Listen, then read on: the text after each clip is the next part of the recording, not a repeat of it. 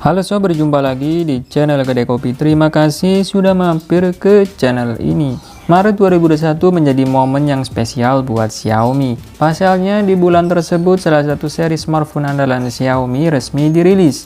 Smartphone itu adalah Redmi Note 10 Pro. Nah, bagi sobat yang tertarik untuk membelinya, alangkah baiknya simak dulu 7 kelebihan dan kekurangan Redmi Note 10 Pro. Oke, langsung aja kita bahas kelebihannya dulu. Pertama, desain memukau. Redmi Note 10 Pro dibuat dari material premium berupa kaca berlabel Corning Gorilla Glass 5 di bagian layar, dan kaca lengkung di cover belakang disatukan oleh frame plastik beraksen glossy. Bodi smartphone ini lebih pendek, lebih singset, dan lebih tipis dari pendahulunya Redmi Note 9 Pro. Bahkan bobotnya 16 gram lebih enteng. Smartphone ini punya layar cukup luas, ukuran bezelnya pun sangat tipis. Diameter kamera depan punch-hole memiliki ukuran sangat kecil. Xiaomi merancang modul kamera belakang Redmi Note 10 Pro secara bertingkat. Tingkat pertama diisi lampu flash, laser autofocus, serta semacam sensor yang ditampingi oleh tulisan ultra dan premium. Sementara itu tingkat kedua terdapat 4 lensa yang disusun dengan formasi 121 secara vertikal. Lensa yang paling atas yaitu lensa kamera utama jadi sorotan karena dikelilingi oleh ring berwarna perak. Hal keren selanjutnya adalah penutup belakang. Hal ini menarik karena bisa menampilkan efek gradasi ketika mendapat terpaan cahaya atau dilihat dari sudut yang berbeda. Di bagian samping ada tombol volume dan power yang menyatu dengan sensor sidik jari di frame bagian kanan. Xiaomi sepertinya merancang desain Redmi Note 10 Pro secara totalitas. Hal itu membuatnya menjadi smartphone yang tidak hanya enak dipandang, tapi juga enak dipegang. Jangan lupa juga bahwa ada sertifikasi tahan percikan air dan debu IP53 yang membuat sobat tak perlu khawatir ketika smartphone terkena air dan debu. Kedua, layar mengesankan. Redmi Note 10 Pro dibekali layar seluas 6,67 inci berpanel AMOLED Full HD+. Layarnya ini punya teknologi canggih, seperti laju penyegaran 120Hz, touch sampling rate 240Hz, gamut warna bertaraf DCI-P3, teknologi rentang dinamis HDR10, dan dukungan wideband L1 untuk menonton konten Netflix. Refresh rate tinggi ini membuat pengalaman scrolling tanpa tersendat dan animasi yang ditampilkan berjalan mulus. Sobat juga tak perlu khawatir baterai smartphone ini bakal boros, karena kalau sobat merasa tidak memerlukan refresh rate 120Hz, sobat bisa menguncinya di setelan 60Hz. Lalu ada teknologi gamut warna DCI-P3 menjadikan rentang warna yang dipakai layar sangat luas, setara dengan layar bioskop modern. Layarnya juga tetap bisa menampilkan konten dengan baik meski di bawah terik matahari. Hal ini disebabkan kecerahan layarnya cukup tinggi, yakni 725 nits dalam mode auto. Sedangkan kecerahan maksimal 1200 nits yang diklaim Xiaomi hanya berlaku dalam kondisi tertentu, misalnya ketika menyetel konten video SDR. Yang menarik adalah smartphone ini bisa menampilkan kecerahan layar yang sangat rendah, yakni 2,3 nits saja. Hal ini tentu membuat mata sobat nyaman ketika menggunakan smartphone di kegelapan, dan juga memiliki sertifikasi SGS Eye-Care yang menjamin layarnya minim pancaran radiasi sinar biru. Satu hal keren lagi adalah fitur Always On Display. Fitur ini membuat notifikasi bisa muncul di layar yang sedang terkunci tanpa membuat baterai smartphone terkuras.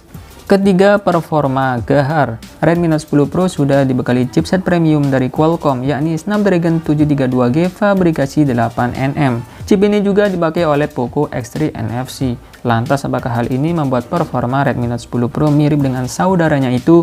Menurut hasil tes benchmark yang dilakukan GSM Arena, pada aplikasi Antutu 8, Redmi Note 10 Pro berhasil meraih skor 295.442, sedangkan Poco X3 NFC kalah karena cuma menghasilkan skor 283.750. Lalu dalam pengujian Geekbench 5, skor single core dan multicore yang diraih adalah 569 dan 1780. Unggul tipis dari Poco X3 NFC yang mendapat nilai 568 dan 1777. Ada beberapa alasan kenapa smartphone ini bisa lebih unggul.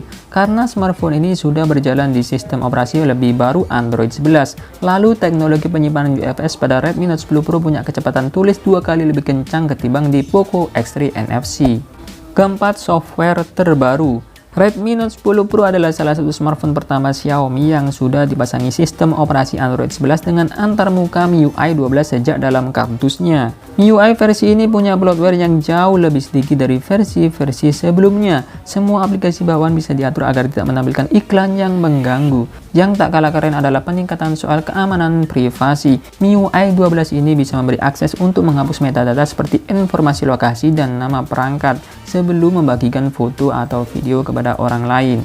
Hal keren lagi adalah MIUI 12 ini telah dioptimasi untuk menjalankan tampilan dalam laju penyegaran tinggi, tentu saja sesuai dengan layarnya yang punya dukungan 120 Hz. Kelima, kamera unggul di kelasnya.